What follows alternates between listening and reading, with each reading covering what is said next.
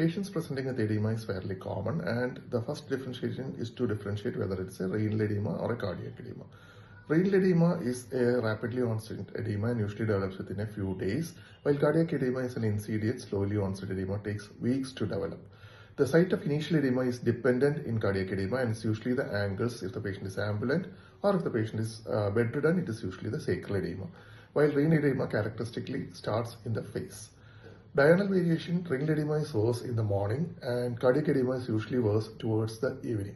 Associated symptoms of prothuria, hypertension, oliguria, flank pain are more common in renal edema, while these are characteristically absent in cardiac edema, and associated symptoms are usually palpitation, dyspnea, paroxysmal nocturnal dyspnea or orthopnea. Cardiovascular findings of cardiomegaly, S3 gallop rhythm and muffled heart sounds and murmurs are common in cardiac cause of edema, while these are characteristically absent in renal cause of edema. At the most, you may have a pericardial rub in severe uremic patients. The urine is usually busy and has proteinuria, hematuria, and cast in renal cause of edema, while the urine is characteristically bland in cardiac edema. Response to diuretics is usually rapid in cardiac edema, while not so rapid, especially in edema due to nephrotic syndrome and other causes.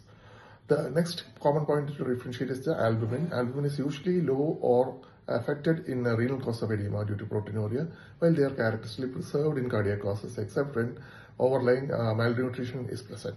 JAP is invariably elevated in all causes of cardiac edema, or at least the hepatojugular reflux would be present, while they are characteristically not elevated in most causes of renal edema except when the patient is severely fluid overloaded.